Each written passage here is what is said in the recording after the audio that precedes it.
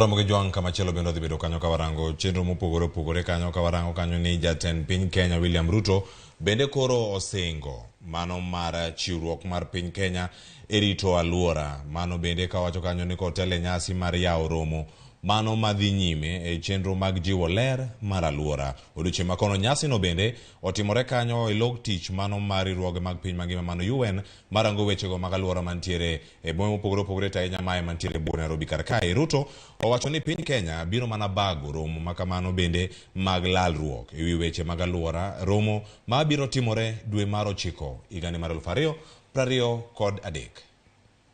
The explosion in global populations as well as urbanization has immense implications for global production and consumption,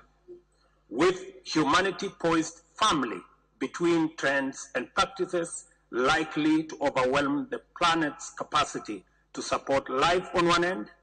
and clean, green, efficient, and abundant sustainability on the other end. Fundamentally, this gathering is one more opportunity for the global community to confer and reflect about the progress made in imagining new possibilities for the sustainable provision of opportunities and amenities